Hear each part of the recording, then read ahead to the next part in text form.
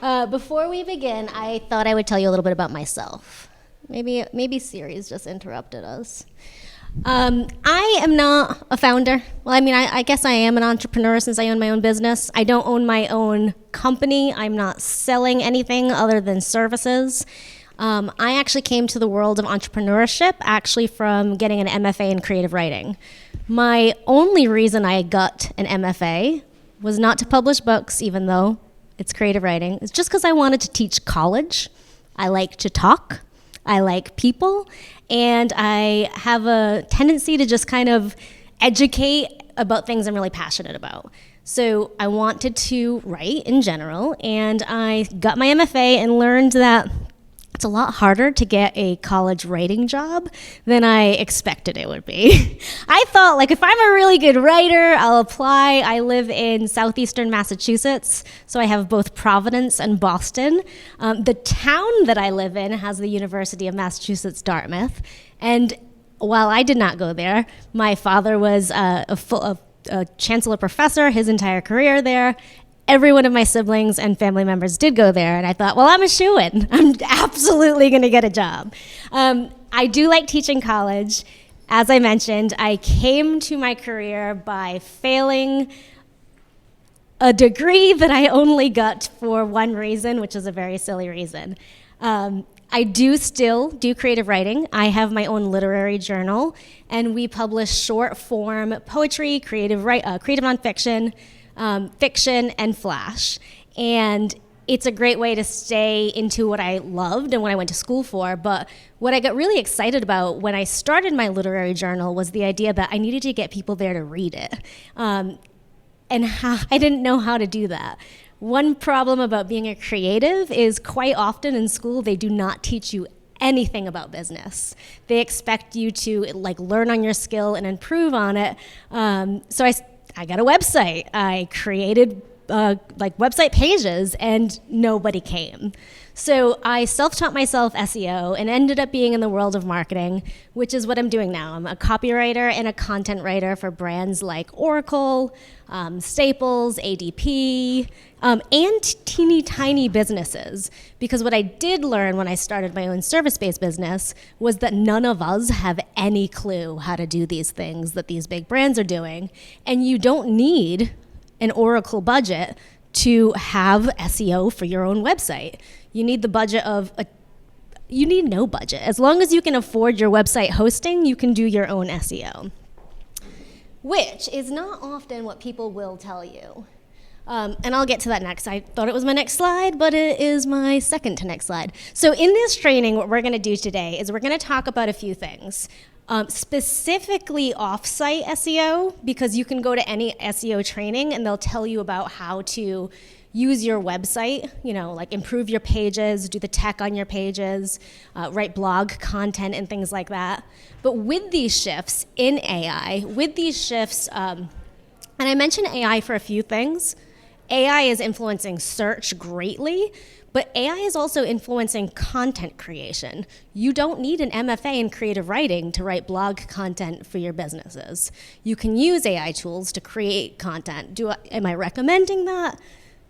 Not necessarily, but you can, and people are doing it. So I think if you are going to do it and you are going to use these tools to help you with things like ranking, why not learn how to do it correctly? But that's your website. And what's happening, though, our consumers are searching in different ways than they even did 2 years ago. I think most of us, when you hear the word SEO or you think of SEO, the word Google always comes to mind. Google is not SEO. Google is one of the search platforms that you can use to you can optimize your content for that platform. But now, voice search, I will not say the name again, but voice search is another way people are searching. People are now using ChatGPT, which now has access to the internet for responses, to find the answers to things. They're not going to their Google browser. So if you are not optimizing off of your website, you're losing the opportunity to get all of those leads. I really hate like colonizer terms, but this is very much like reminds me of like Christopher Columbus, right? Like, or at least what they teach you in elementary school in the United States. It's uncharted territory. If someone goes to ChatGPT and they say, for me as an example, SEO copywriter, ChatGPT will tell them my name because I've optimized it to tell them that. Other people aren't doing that right now because what they're doing is they're thinking of, I'm going to spend money on ads. I'm going to do all of these traditional methods, which are actually oversaturated at this point. So I'm already preaching to you guys. I'm going to finish telling you what we're going to talk about. The biggest ways that we can do this at this moment, putting aside AI, are social media, and then other types of search tools like podcasting, YouTubing, and different off-site channels like, let's say you're a wedding vendor, and I'm not suggesting any of you are wedding vendors, but there's many different platforms online that people can search for vendor-related products for the service providers, people that they can hire for their business, and they have their own search platforms. But what I was getting at before is that SEO is not complicated. Can it be complicated? Extremely complicated.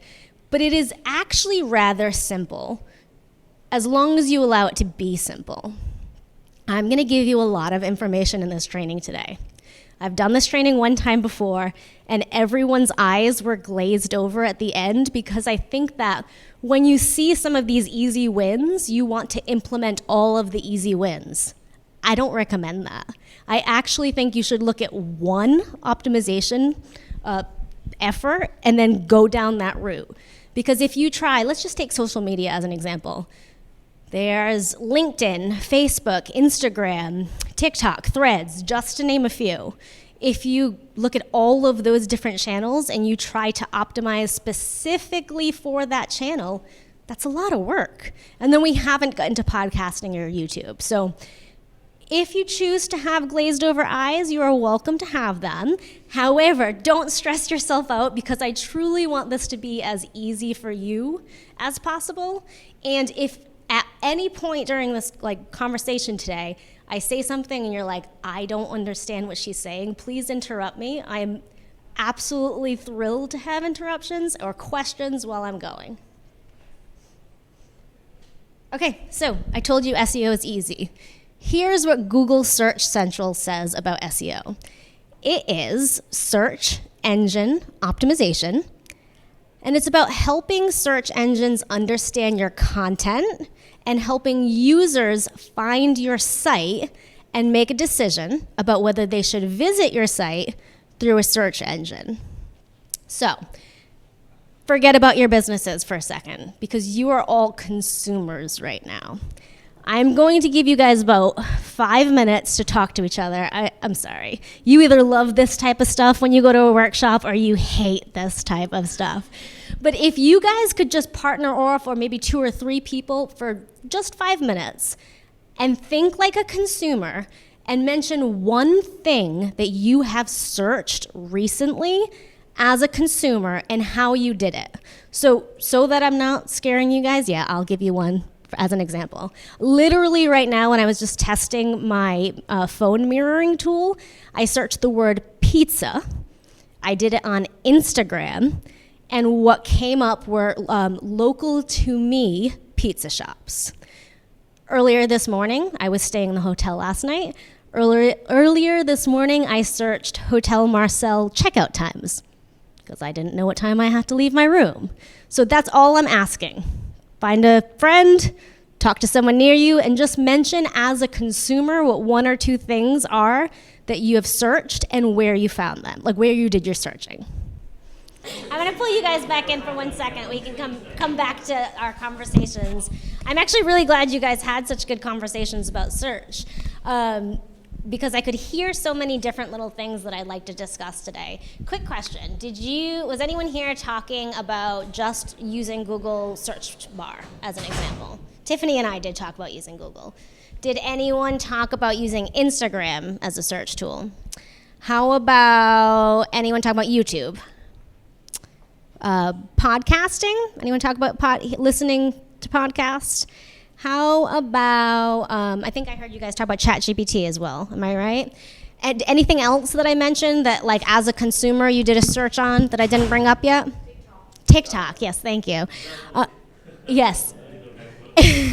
So all of these things are working in the same way. They're very different, but what's happening, not to dumb this down too much, is you're putting in a term and you're getting results. It's kind of like using an encyclopedia and scrolling all the way to the back and searching for whatever it is you're looking for, like in the index of the book, and then finding the page that you need to go to.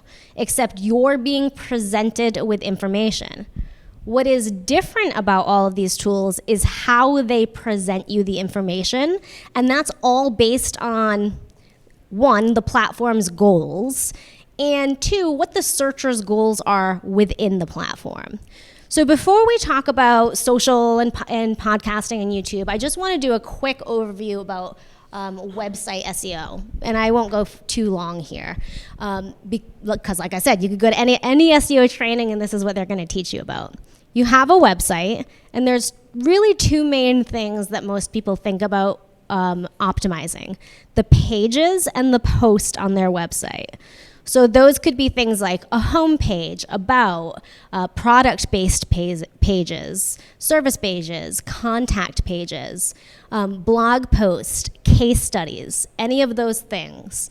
And when we say the word optimization from a copy and a content standpoint, all we're really talking about is word choice. Choosing the correct words to describe whatever it is you want to write about so that people can actually find you. This does not mean that I am teaching you to stuff words in that don't belong there, to sound like a robot or anything like that. It is more natural word keywords, keyword phrases that you would use to describe your products, your services, your clients and customers and things like that. So I can use myself again as an example. Website copywriter. I don't remember if this is true, but my about page very likely has the keyword either my name, so that I have that branded keyword, which my name is how I'm known in business, or my business's name, plus something like website copywriter or SEO copywriter. My podcast has the keyword copywriting podcast, marketing podcast. Those are phrases that people are searching for on their own, and I want them to find me based on their searches. Products are almost the same when it comes to optimization as the pages in the post. And I say that because your products rely a little bit more on tech than the pages do. Because when you have, let's say, a product, you're selling sweatshirts, you are having a lot of images of those sweatshirts, and you can optimize the title of the image as well as things like the size of the image so that they're not too heavy on your website. And you can optimize the words that you use. Product name, product description, any type of shipping information, things that people are already wondering about the products that you have. And then because I hinted about tech, there's a lot of back-end things that people will tell you about SEO. Some of the easy ones are, and I just said this, is that you don't want huge files on your website. That slows your website down. So what happens most of the time is when people are uploading things to their site, they're not thinking about image size at all. They're thinking, oh, I want high quality images so that people can see the product and look how great this is, learn about us, and they upload the images that their photographer gives them. But those images are huge, and they slow down your website. And when you have a slow website, if we're talking traditional SEO, the big search companies, Google, Bing, they say, why would I direct anyone to that website? It's gonna take forever to load, and I'm not gonna send people to their way. You really want Google to be your wingman, and you want to make it easy for Google to do its job. So a traditional wingman, they're really like hyping you up. They're making people excited to get to know you. They're telling everyone like the best parts of like who you are as a friend. And if they don't know things about you, if they don't have anything to say, they can't do their job. So You set your backend up to have photos that are not too large. The tech needs to be set up correctly so that you don't have too much code on your websites. And again, if you are putting in the effort for your pages and post to be using keyword phrases and things like that, you want to make sure that that is actually mirrored within the setup. So I could write website copywriter all day on my about page, but if I don't also have that in the metadata of the page, like the title of the page, the meta description, which is shown on those Google results, then it's not really giving those key signals to these search platforms that that's what I'm trying to rank for. So does anyone have any question on just traditional SEO, anything about like keywords? Yep. So let's say a competition is also doing like the website optimization. They are also optimizing the images and stuff. And I'm also doing the same. How does the ranking work then? Because you want to beat the competition, right? Go up.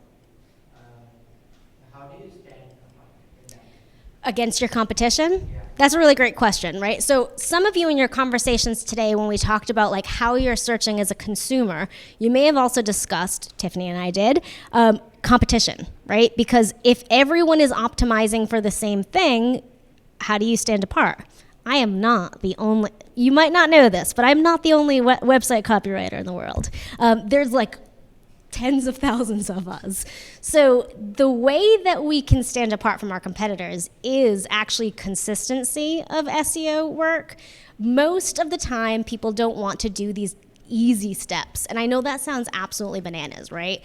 But myself included, when I upload, let's say, a blog post or show notes for my podcast, I will add everything to my website and I click publish.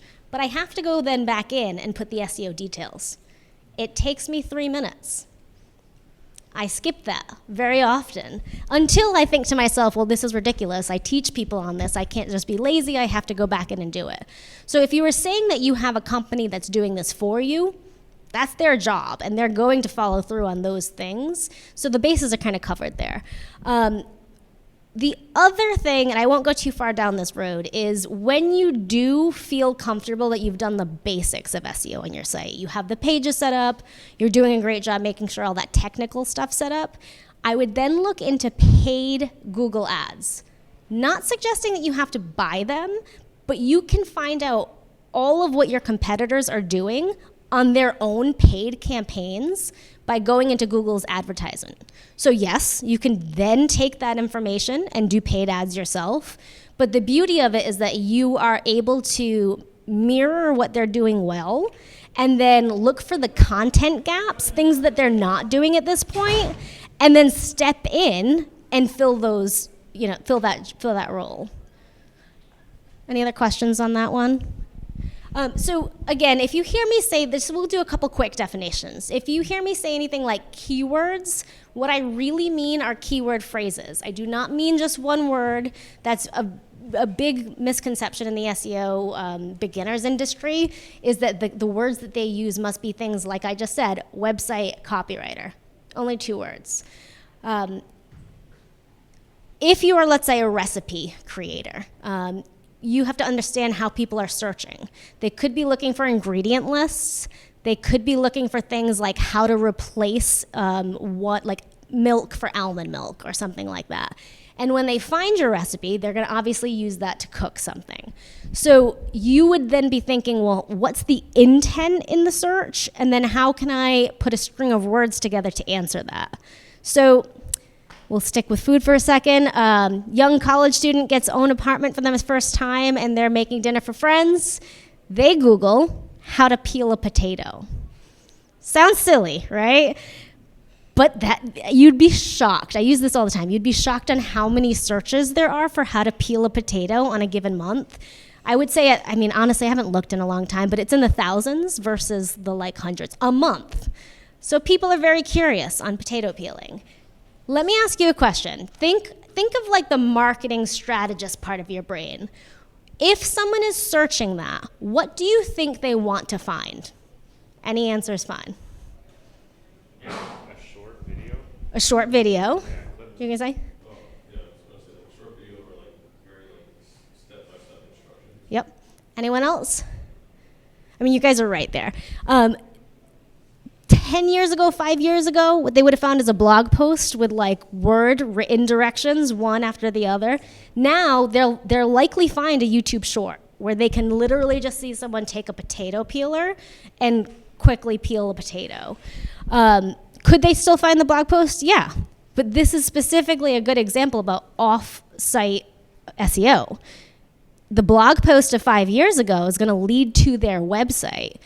The search right now will lead to YouTube. So we have to think about how we write our content so that, one, we get people to either of those places. It doesn't really matter where they end up. If you get them to your YouTube channel versus your website, you're fine as long as you think about conversion and how that plays a role. Like if they land on your YouTube short, you teach them how to peel a potato, well, what's the next step? And that really depends on business goals. And it's actually a really important thing to talk about when we think about how we use all of these tools. Are you a company that sells potato peelers? If you are, then you're going to want to put copy on that YouTube short that directs them to your website, right? Like wherever that transaction can be made. If you are a content creator, maybe you're like a YouTube recipe maker where you're just showing people how to do these like basic things within a kitchen. You want them to stay on YouTube. So you'll use tools within YouTube, like the playlist as an example, to keep them there and keep them cycling through your content. So sidestepping a little bit, but those are all just different ways we want to use the words. Yeah, apparently this is what I'm talking about right now. We want to use the words that people are searching for and then deliver the content that they want. But the most important part is to always think about the intent of the search. This is where people go wrong all of the time.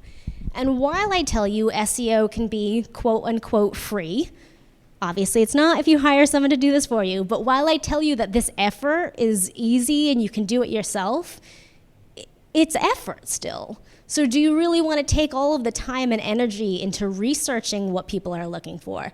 Writing copy, writing content, making sure you're following all of these steps.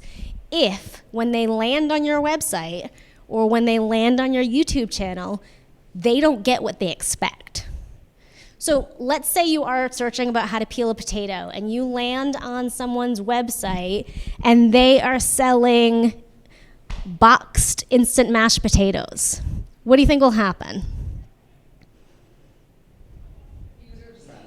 The user will just leave. So not only do they feel frustrated because their search, like their answers didn't get received the way that they expected to like land somewhere well, but now they're going to remember that instant box potatoes. Sometimes these examples I use, I just want to laugh at myself, but they're going to remember that box of instant mashed potatoes company, and they're always going to tie it to the fact that it did not deliver on their expectation, which was a potato peeler.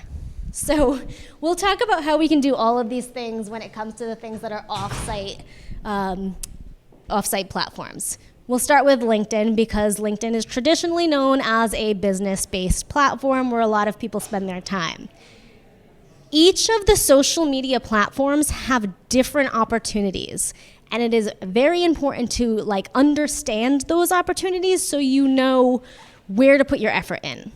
LinkedIn specifically was built for networking people to people.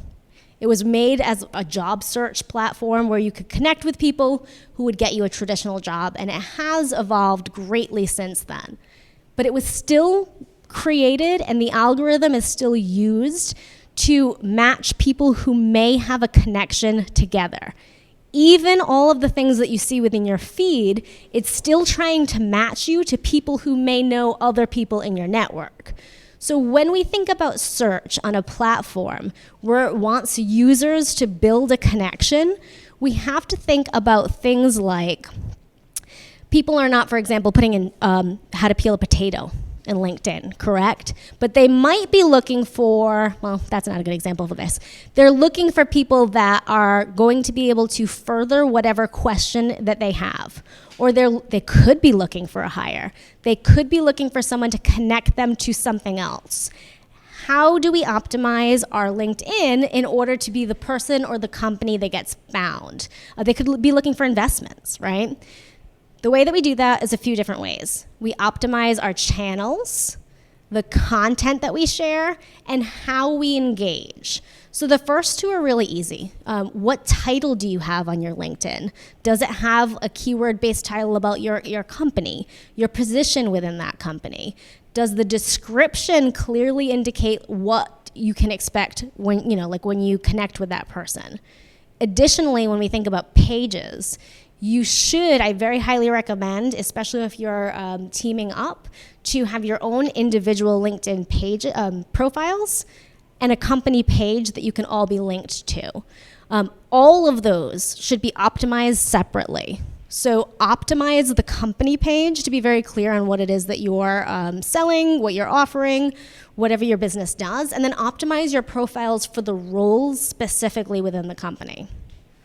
The engagement's where it's different, though, because LinkedIn really wants to encourage you to do that connection-based piece between individuals. So when you comment on other people's profile posts that they do, or anything within your feed, or when you like it, any of those types of things, they show you more of that content that's based on how you're interacting. So if you are looking for investors, as an example, who do you want to connect with? Even if you don't actually press that connect button, you want to like their post. You want to like the post of the people within their network. While you're not using a keyword for that, that's training the algorithm to show you more people within that subset. And to tie this back into actual searching, it shows you to that network of people. So if you're constantly searching investors, you're constantly communicating with them, you're going to come up when they're making searches. You're going to come up when you're putting posts within your feed. Any questions about LinkedIn before we move on? Instagram is another one that I honestly think is actually a ton of opportunity, and it gets left behind very often because people see it more as a social communication tool for people within their networks versus within their business networks. But there's different ways that you can search on Instagram. The platform itself relies on user behavior differently than LinkedIn to determine what they show you. So I'm going to actually use my phone to mirror my Instagram page so you can see what I mean by that.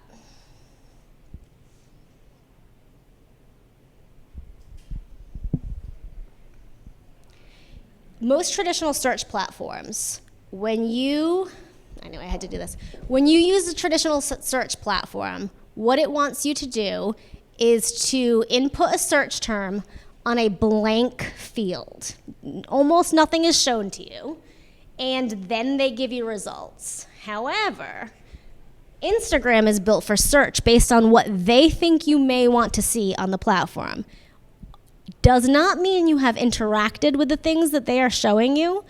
It just means you may have stopped to look at them for some time. You may have input a search term in the past, but it actually trains what Instagram's search platform is to determine what they're going to even give you. Here, based on the feed of results that they want to show you, but also when you search, and I'll show you that now. Earlier I said I searched for pizza, and what happens is, all right, AI, what happens is it gives me the results based on my individual information. It's not giving me location-based results, which most other search platforms will give you. It is basing the responses on things like my location. I think this should be Providence, Rhode Island. Yeah, I live right outside of Providence, but in Massachusetts. So all of the results that they're giving me are going under the assumption that that's what I want from previous user behavior. Just started sourdough cooking, so you can see Dutch ovens, sourdough discards. I don't know why it still shows me so many baby things because I have not actually had a baby in a very long time, but apparently it thinks I love baby stuff. So that's important though, because when we are searching on Instagram as consumers, again, not as your own businesses, we're only being shown what the platform itself thinks that we already want. and we train it based on consumer behavior. So now when we flip that and we think about how to actually get people to come to us on Instagram, we actually have to think about how they're already searching. So it might not be as simple as using a term like website copywriter. It might be things like, why am I not getting leads? Or how to improve lead generation. Things that they're wondering about before they get to the solution that they need. So on Instagram, always think about what the actual user behavior is and how they're searching before you try to optimize any of your search. But there's different search opportunities. So I just showed you one. That's the general search tool within the platform. But hashtags themselves are search opportunities that show you specifically what the hashtag is about. If you look up Startup Yale on the hashtags for Instagram, it will show you things that people have posted for that one event. So if you are going to conferences, pitch networking things, search for those keywords so that way you're already connected to the people who are there and use them within the content so that people can find you. Local search is also very important. As you can see, it just brought up my local area for pizza. If you use the tools like, I shouldn't have put that down, but if you use the tools like tagging within your post when you are posting to Instagram, it will then show your content to that local area so that you're actually being shown within that user behavior part where you're actually being shown in the results of the people who could be right for your business. Now, very often companies will ask me, what if I am not location-based? What if I am selling globally? Use the locations that you think that you want to target for consumers. Again, sweatshirt company, something very easy, clothing. If you wanted to do more of a US-based marketing push, Los Angeles, New York City, Boston, Miami. It doesn't matter that you're not physically there. I just highly recommend circling through all those different locations versus like constantly putting one of the locations if that's not where you're actually based. And then just like websites, Instagram really cares about the metadata. And what the metadata is on Instagram is the information of the images that you upload or videos. Obviously, it's not just pictures anymore. If you upload an image and it's a picture of you and your team, and it is titled IMG 2395973.png, no one will find your business using that key term. However, if you title it EO Copyco website copywriting and you upload that into Instagram, if anyone is searching for a copywriting company, that will immediately be shown to them because it tells Instagram this is what the picture is about. Why this is so important? Yep. So is it that Instagram can't just interpret the content in the image for you, right? It has to rely on the description you get attached to the image, right? It is before you put it in. So it's not like on a website, for example. While I don't recommend this, what you can do is actually change the title of an image on the actual website. But on Instagram, there's no opportunity to do that. So whatever you upload it as will be what the metadata is for that image.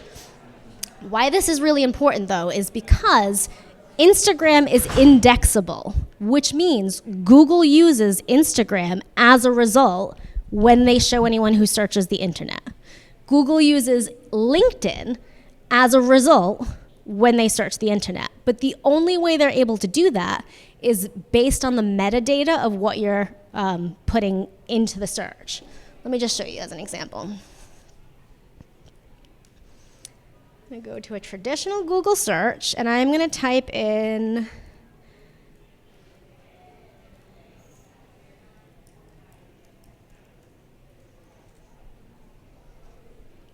that was probably not a good one, but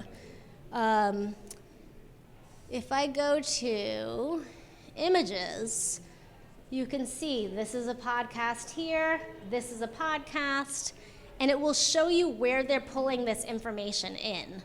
Instagram, right here. LinkedIn, right here. Facebook.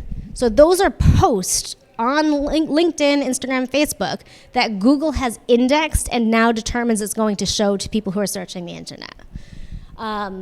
So social media isn't just what's happening on the actual platform itself, but what's happening on different sites. Can I get my browser back?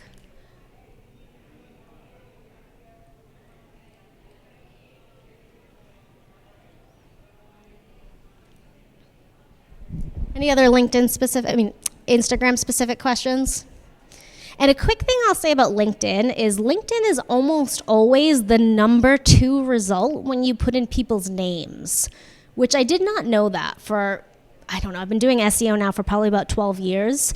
But what happens generally often is itself as a platform has such high ranking within all of the search engines. So it's known to like Google, Bing, all of these search engines as super trustworthy. So if you're searching someone's name, they're going to deliver a site that they think is extremely like trustworthy. So that way when the user searches and clicks, they end up where they can actually have their like that intent fulfilled. Facebook's next. So Facebook is similar to both, but they have a different opportunity, specifically being group search. If you have products, services, if you're looking for things like investors, you can find niched groups that you're able to search yourself, or individuals can search for your tools, your platform, your businesses. Those do require you to put in the manual effort to actually show up in those groups that you want to be seen in.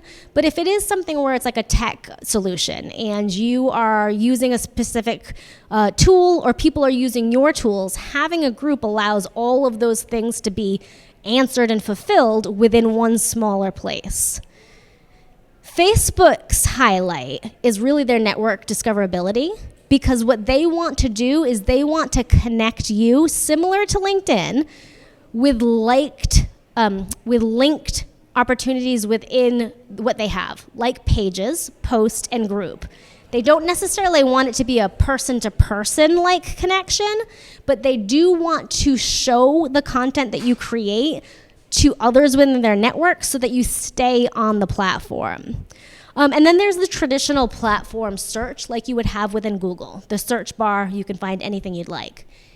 In my honest opinion, Facebook is the least exciting when it comes to any type of search opportunities. I like to bring it up because, especially for group search, if you have like a niche need or a tool where people will be active, it's a great place to be. Just popping in my head, I use Elementor as a website builder on my website. They have a Facebook group.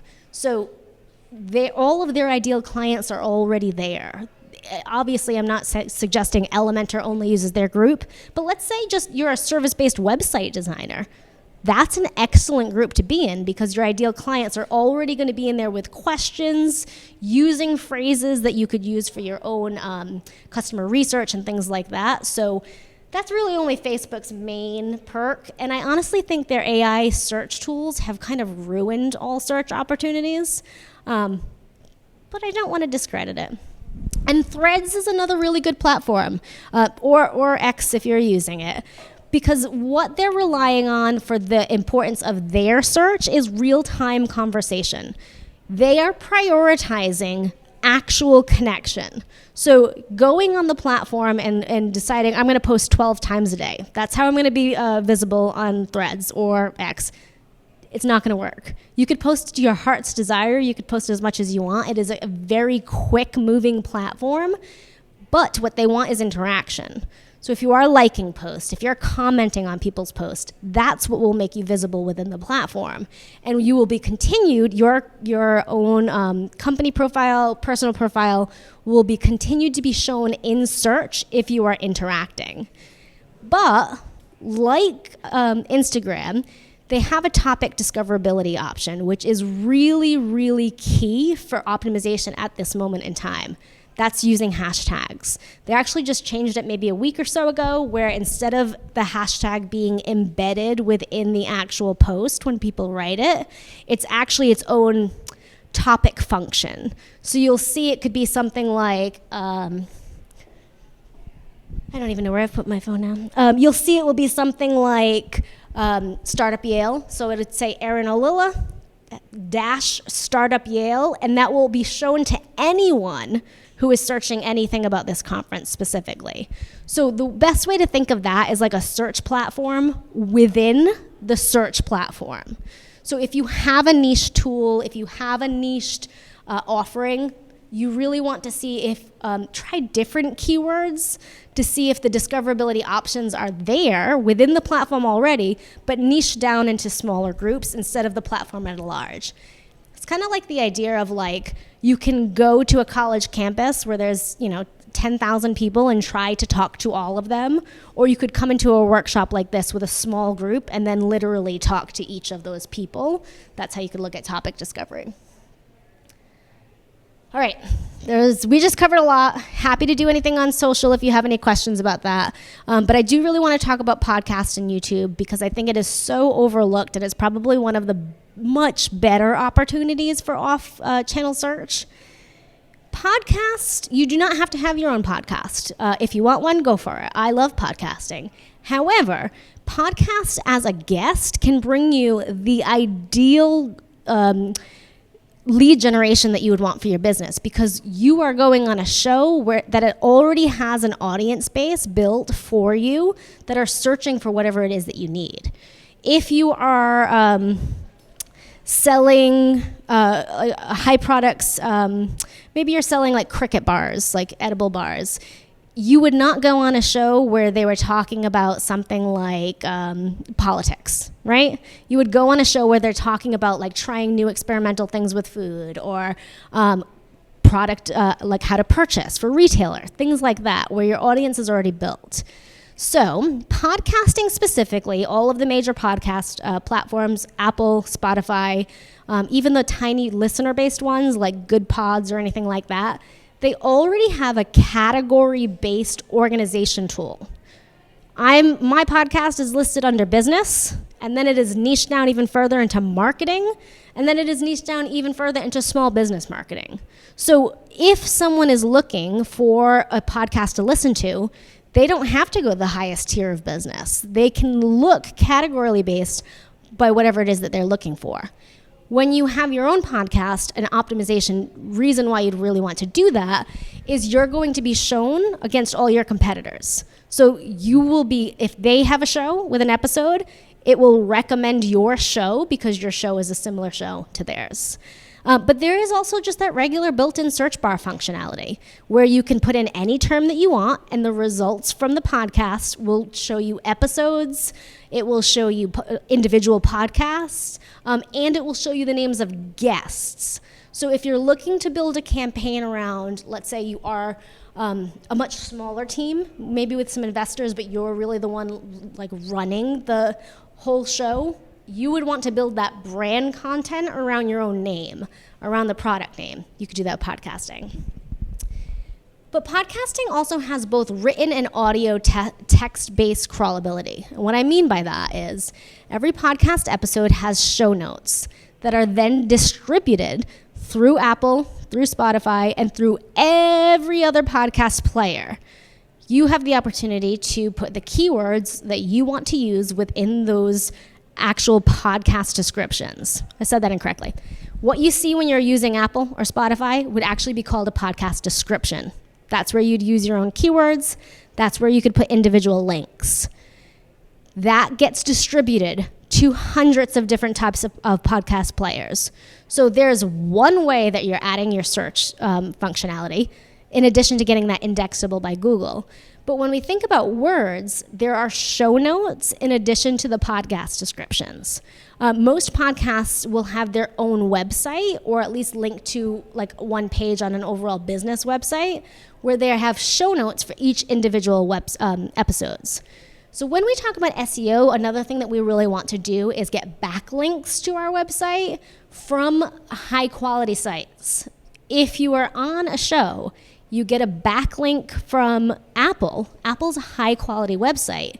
It's telling Google that whatever that topic is, when it directs them back to your website, you have a quality opinion on that topic. You are an expert on that topic. So it's really just reinforcing all of the effort you're already trying to put into your own website SEO by other sites vouching for you. And again, it's going to hundreds of different sites. So you have all of them are individual backlinks that could potentially come to your website. And then there's content repurposing. Like I mentioned, show notes. That could be as simple as what you have on your podcast description, where it's short and sweet, maybe with a couple bullet points. Or it could be that you're sharing the entire transcript of the podcast episode, which likely already has keyword phrases built into it. Because whatever it is you're talking about is going to be a key phrase, keywords that you're using throughout the entire script. In addition, while transcripts can help you with SEO, they're really there for accessibility. So not only are you making it easier to be found in search, but you're making it much easier for your listeners, or for your audience, I should say, to hear your show however they consume content. Because not everyone can have audio-based content, and they prefer to read transcripts. And then YouTube is really working similar, except that there's different, yep.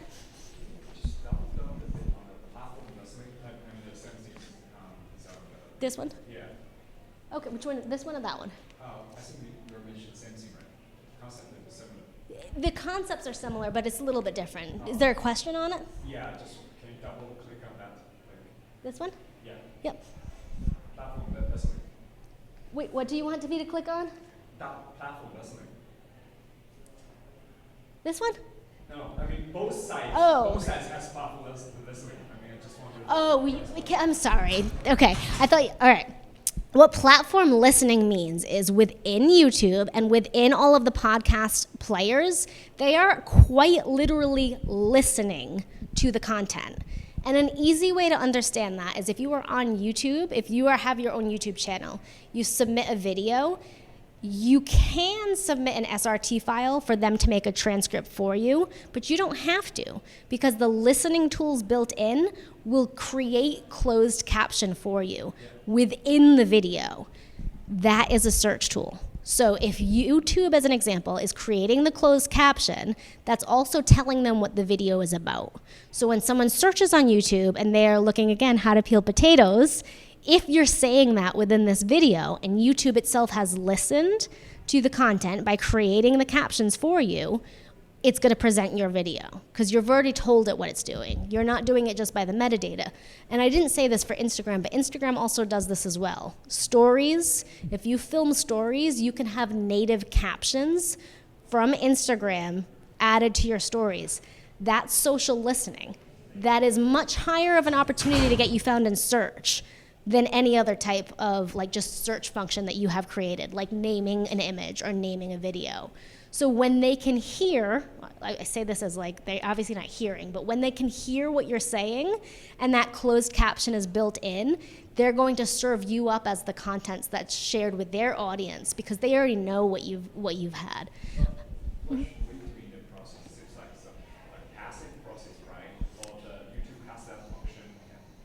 It is a passive process, but the reason why it's so important is you already have all of the tools you need before you create the video. So you can get your video camera out, start talking to it, and say whatever you'd like. Or you can do research and say to yourself, okay, the end consumer is going to be looking for me for this one thing. Let's find out if there's any search volume for it. Oh, there's search volume for this term. That's how I'm going to present this, right? You want to mention it, or it might even guide the outline of what you share. I just did I do my podcasts in series, so I just did a series on strategy.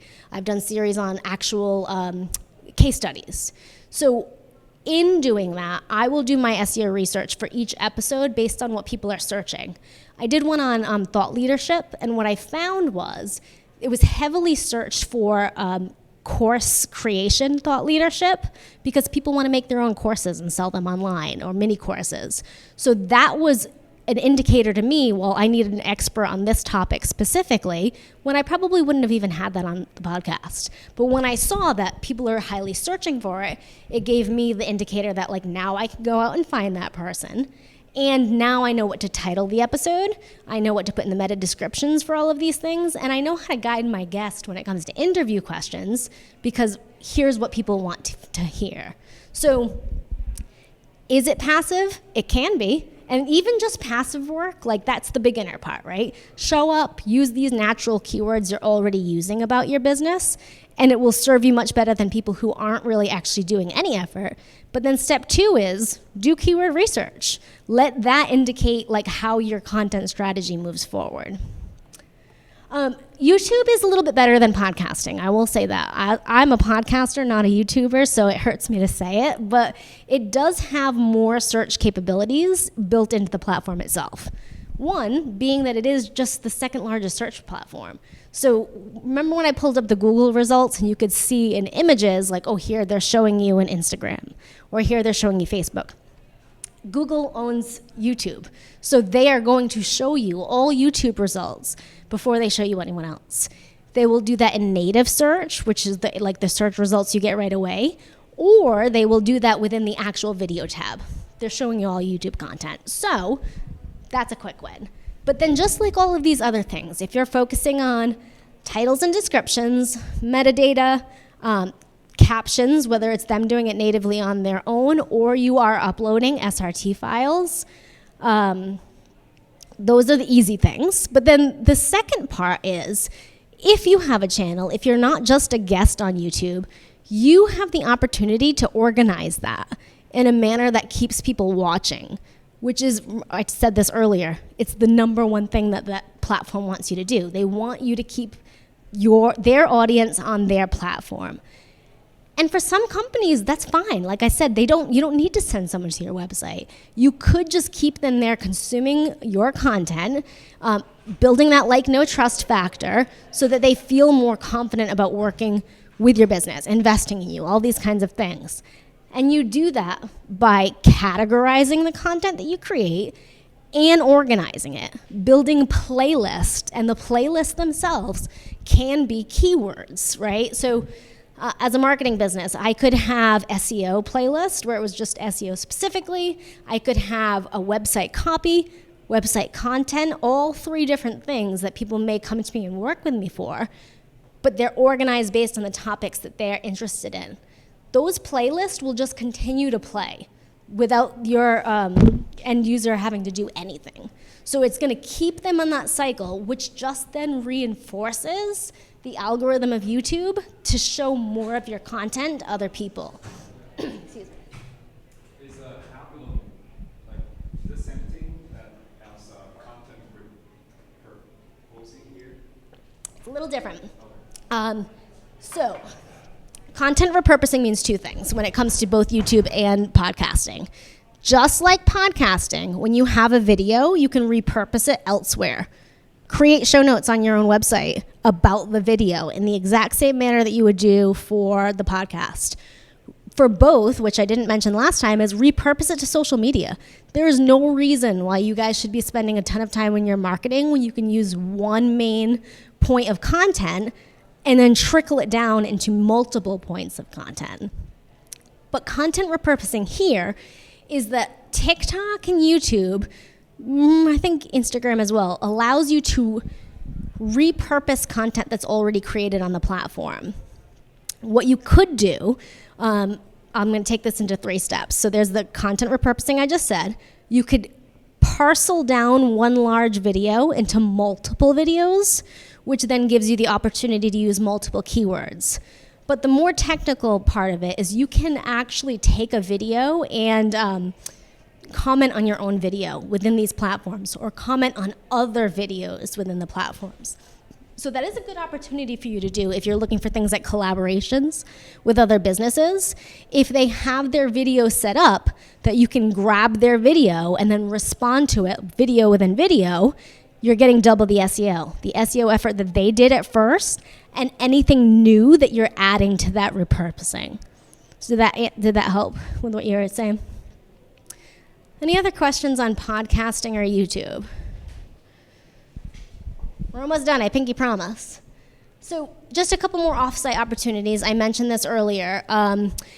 If you have an industry-specific thing, like those wedding vendors that I mentioned, there are tons of search-based tools that are search directories for specific industry-like things. There is Google Business Profile, and I always make sure you have that if you have any type of location-based thing to your business, because that's how you get the results. Just like on Instagram, where it showed me those results for Providence because it knew that's where I was located. The beauty of Google that Instagram's not doing is it will show you results based on where you are geolocated. Again, it's only really doing that if you have a business, Google My Business Profile set up with your and being locally optimized. Pinterest is another great search tool for content optimization. So when we talk about things like repurposing, we're looking at videos, we're looking at images, we're looking at blog content that can all be shared to Pinterest, and people are already searching there within the platform. And unlike all of these search tools on social media, Pinterest is totally fine with people leaving the platform. They're not obviously they want people to stay and interact, but the reason why they have one link attached to each pin is because they want to send people off to that one link. And that's really it. Publishing options for targeted platform users. I don't think that would apply so much to you guys. That's more like building backlinks within different types of organizations that we're consistently publishing. So if you were to create content for other organizations, knowing that you'd get a backlink for your website. That might have actually taken us to the end. So I have 2 QR codes for you guys. One, my podcast, just in case you're interested in information about marketing-like things. But this one down here I think is probably the most helpful for you. It is an SEO checklist where I have literally built in like 15 different things that you should do for each of the platform. So if you are on YouTube and you're saying, okay, I have a video, now what do I do with this video? It will tell you, okay, what is the title? Is the title optimized? Are there keywords in the title? Is there a description built into the video that I'm adding? Does the description have things like links to your website? Does the categorization of the video actually fall under whatever it is you're doing? Food, business, entertainment. Is it on a playlist? So while it's easy for me to like discuss how these things work and what to consider, like I mentioned earlier, like that glassy eye look, like that's a lot of information, right? Like if you're gonna just pick one platform, at least the checklist will give you like an actual thing you can check off for each of the things that you do. But like I said, I don't recommend doing it all at once. Wherever you're currently putting your marketing time in, if you could start there, that would probably be the best option for you. And then at that point, after you've done that, try something new, or the smartest, most strategic answer I could give you would be truly to do your market research. And then where your consumers are showing up, that's where you want to show up. But the reason why I would not necessarily say you have to do that to begin with is that optimization is really just a muscle. It's just like working out at the gym. You're not going to go and be like, a bodybuilder on day one. You need that practice of, did I name my image correctly? Did I have metadata on this? Am I actually using keywords? And if you're not doing that, you're not going to get the benefits. So start wherever you're comfortable. Build that muscle of like remembering to do all of these little tiny steps, and then go where your consumers are. All right, everyone, that was a lot. What kind of questions do you have for me? Anything that I didn't answer? Yeah. Would you go so far as to like put the name of your company and your company's logo image? Is that really something that you put on your website? Like, is that necessary? Right. Are you asking, would you use those as keywords on your website? It seems redundant. How far do we go? Okay, that's a good question. You mean like naming the logo, like generalneuro.png? Like Right. Is that overkill? It is not overkill. Or just like mine like founder.png? Yeah, nope, it is not overkill. And the word founder itself, this is not doing what I want it to. The word founder itself is not helping you. You know what, we're gonna just sign into my site here. Here's an example of me doing, that's a bad example, so I'm not gonna embarrass myself. We're gonna go to a good example. This right here. strategic marketing, 3 ways to invest in strategy for your business. The keyword for here is strategic marketing. So if you look at the URL, this is a URL slug up here. As you can see, my keyword is right there within the URL slug. It's an important spot. This is the title of my page. The keyword is right here. I don't know why it's not showing you my name of my image here, but this would be strategic marketing. Like I probably, in truth, probably name this strategic marketing, talk copy to me, copywriting podcast, which is overkill. But remember when we looked at the Google results and the images came in? They're coming in for all those separate things. So they would come in for copywriting podcast. It would come in for strategic marketing. So I don't want you to, this is where I say don't be robotic. I don't want you to just do it where it doesn't feel natural.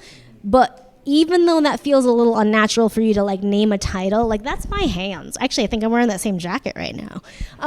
But like, what is this picture about? If Google scans this image, there's no information here. So it's whatever you, actually, it would probably look at color index as its own indicator of what this is about. It's about a book.